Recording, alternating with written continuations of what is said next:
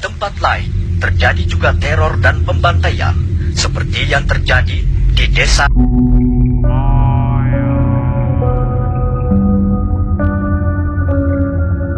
Musuh, kemana kau bawa kiai kami? Kalimat ini bukanlah kalimat biasa, bukanlah kalimat yang tidak dilontarkan tanpa adanya suatu kejadian. Kalimat ini merupakan kalimat yang seakan-akan menceritakan suatu kejadian tragis pada masa silam. Kejadian tragis itu terjadi pada tahun 1948, di mana pada saat itu terjadi penjarahan, pembunuhan, hingga pembantaian di berbagai wilayah, yang mana berbagai kejadian kejam ini didalangi oleh suatu kelompok yang ingin mendirikan sebuah negara Republik Indonesia Soviet.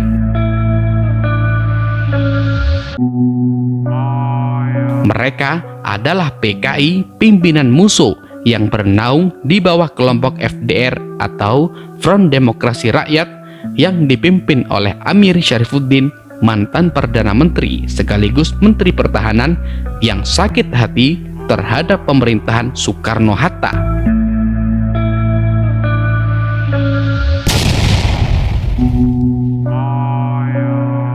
Musuh, kemana kau bawa kiai kami? Kalimat ini merupakan kalimat yang dilontarkan oleh salah satu kiai yang menjadi saksi kekejaman FDR maupun PKI yang telah menculik para santri dan kiai di sejumlah pesantren, terutama di pesantren Sabilul Muttaqin Takran Magetan, Jawa Timur yang terjadi pada tahun 1948. Video ini akan mengisahkan sebuah kejadian kejam FDR dan PKI terhadap para ulama pesantren Sabilul Muttaqin Takran dari hasil wawancara salah satu saksi sejarah yang telah tertulis dalam sebuah buku dengan tajuk Banjir Darah, Kisah Nyata Aksi PKI Terhadap Kiai, Santri, dan Kaum Muslimin, karya Anab Afifi dan Tawaf Suharon yang terbit pada tahun 2020.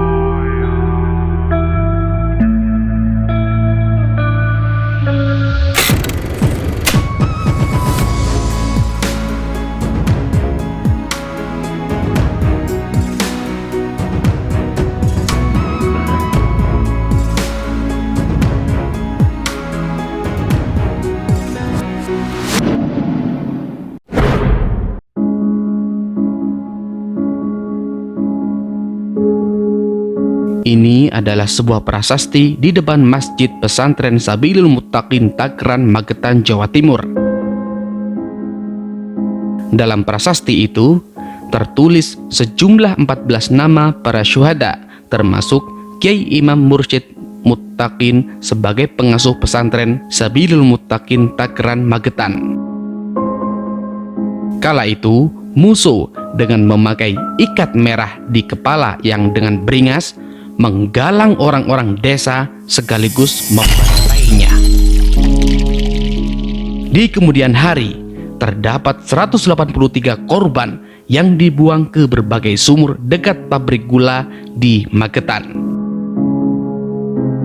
Akan tetapi dari semua tempat pembuangan itu tidak ditemukan jasad Kiai Imam Mursyid dan 13 korban lainnya yang merupakan santri dan ulama pesantren Sabilul Muttaqin Takran. Sampai hari ini, beliau yang merupakan saksi sejarah masih bertanya-tanya, dan kemudian dengan wajah memerah, beliau menghentak, "Musuh, kemana kau bawa kiai kami?" Itulah salah satu cuplikan kecil wawancara dengan Zakaria sebagai saksi sejarah kekejaman FDR PKI pada tahun 1948.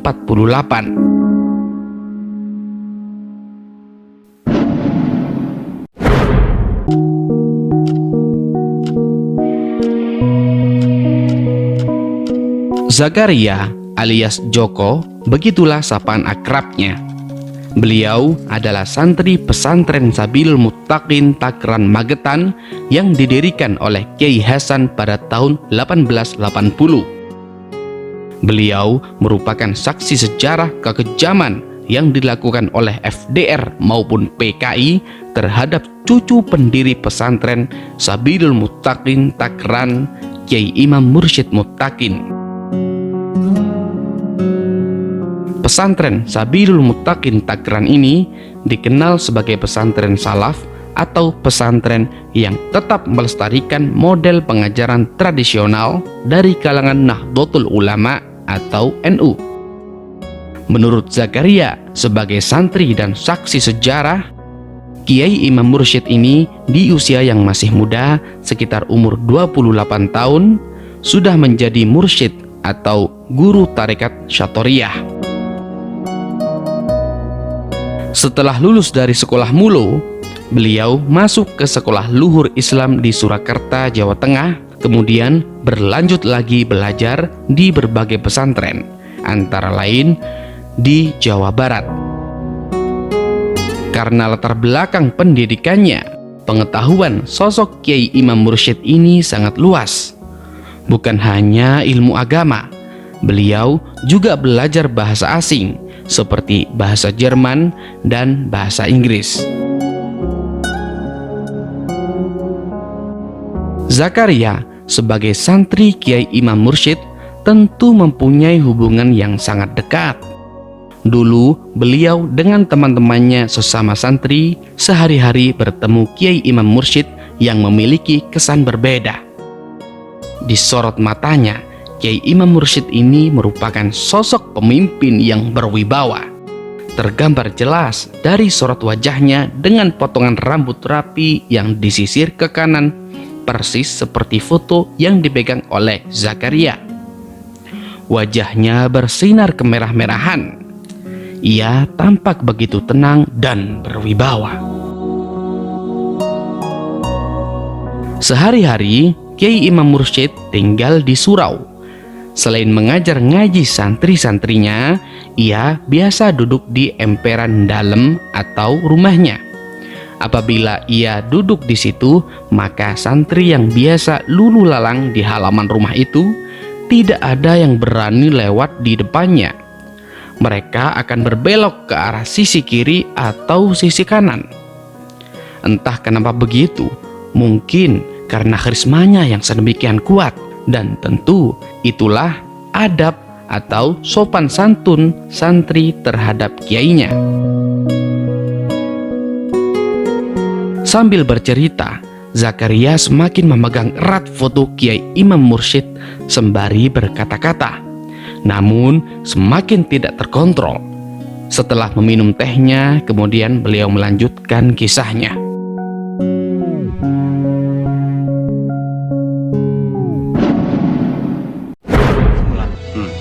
Saya sudah menghubungi kawan-kawan untuk mengadakan sabotase pembobolan tanggul sungai di daerah barat.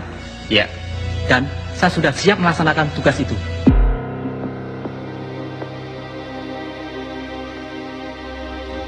Jumat 17 September 1948, usai melaksanakan sholat Jumat, saat Zakaria bersama teman-temannya sesama santri bercengkrama di serambi masjid. Tidak lama kemudian, tiba-tiba datanglah sebuah mobil dengan kencang masuk ke komplek pesantren Sabilul Muttaqin Takran, Magetan.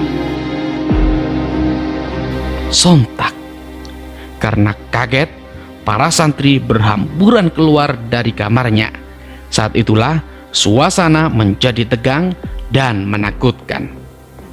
Kala itu Zakaria dengan teman-temannya sudah mempunyai firasat buruk terhadap nasib pesantren maupun kiainya, mengingat saat itu sudah banyak terjadi penjarahan hingga pembantaian di sejumlah pesantren di berbagai wilayah.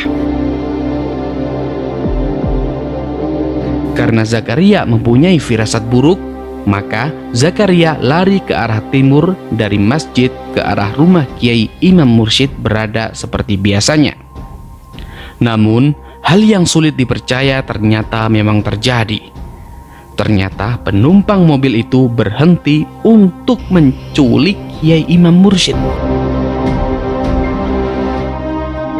Di jalan di luar pesantren Sabilul Muttaqin, pasukan mengepung. Mereka berjaga-jaga kalau ada perlawanan dari kalangan santri. Para santri masih berkumpul di serambi masjid.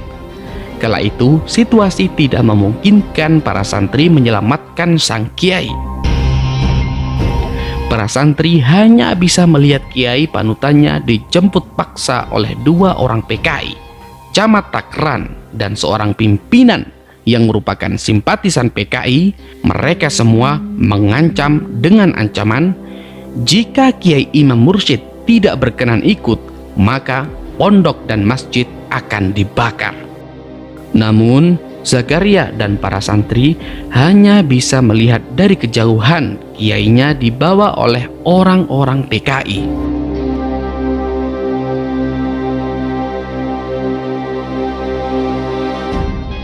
Tidak lama kemudian, para kiai muda dan para santri memohon mendampingi sang kiai. Demi keselamatan para santri, sontak Kiai Imam Mursyid menolak.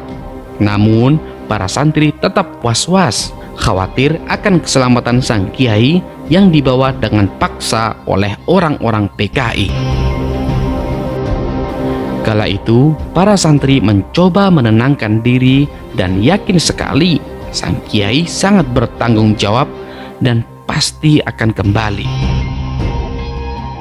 Dengan mata berkaca-kaca, Zakaria merampungkan sejenak ceritanya dan menghela nafas. Kemudian beliau melanjutkan ceritanya.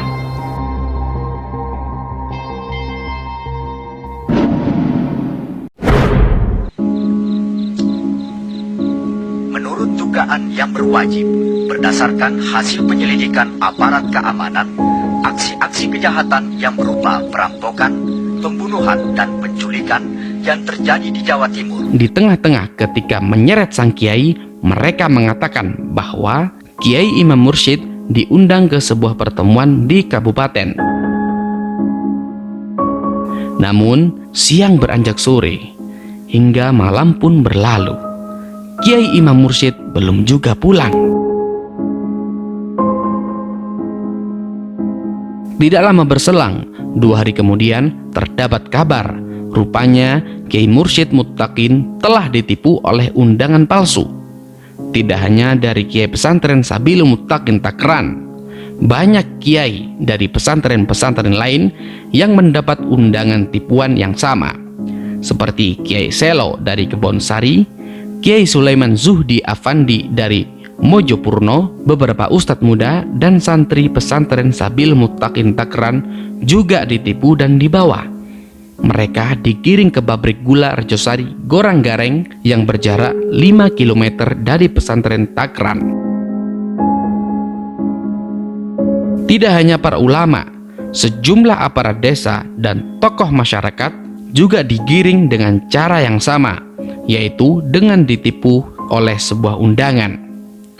Mereka semua adalah orang yang tidak sefaham dengan komunis, mulai dari lurah, camat, polisi, pegawai, dan pedagang. Mereka dikumpulkan di loji, sebuah gedung besar tempat para menir Belanda mandor pabrik gula. Ketika mereka sudah dikumpulkan, mereka memberondong senapan mesin hingga tewas semuanya.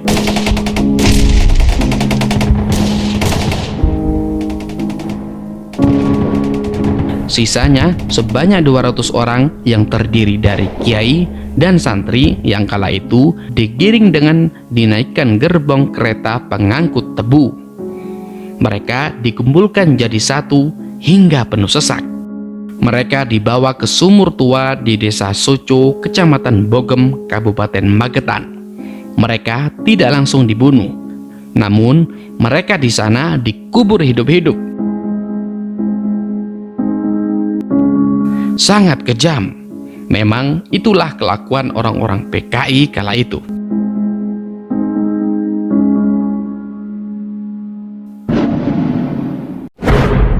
Aksi-aksi kejahatan yang berupa perampokan, pembunuhan, dan penculikan yang terjadi di Jawa Timur.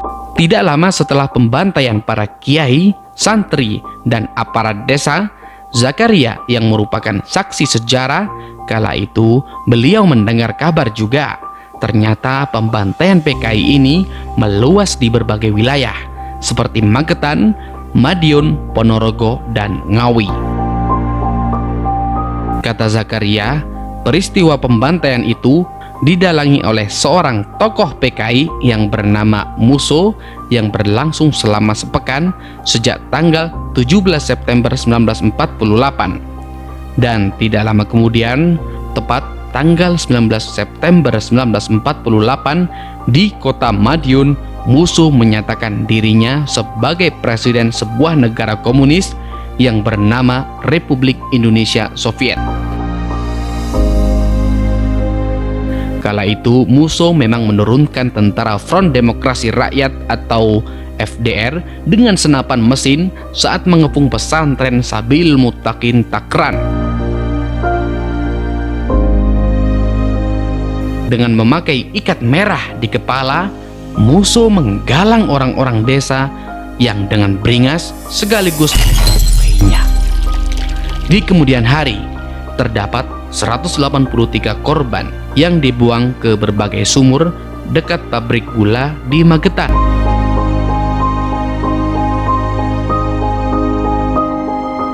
Akan tetapi, dari semua tempat pembuangan itu tidak ditemukan jasad Kiai Imam Mursyid dan 13 korban lainnya yang merupakan santri dan ulama pesantren Sabilul Muttaqin Takran.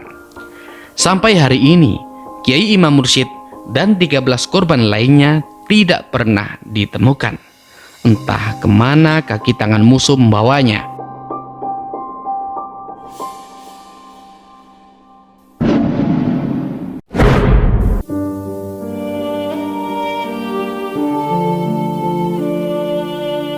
Mereka, para syuhada yang berjumlah 14 orang termasuk sang kiai, nama-nama mereka diabadikan dalam sebuah prasasti persis di depan masjid pesantren Sabilul Muttaqin Takran Magetan.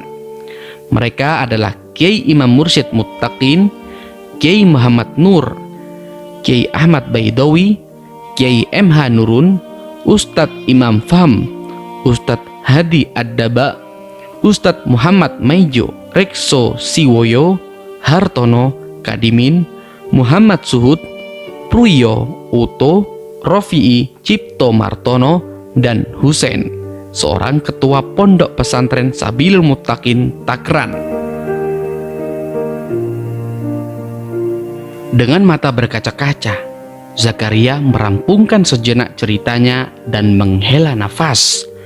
Beliau mulai kelelahan bercerita dan sepertinya beliau enggan melanjutkan cerita tragis yang mengalami pesantrennya silam. Zakaria memang sudah enggan berkisah lagi. Sampai hari ini, beliau masih bertanya-tanya, "Musso, kemana kau bawa kiai kami?"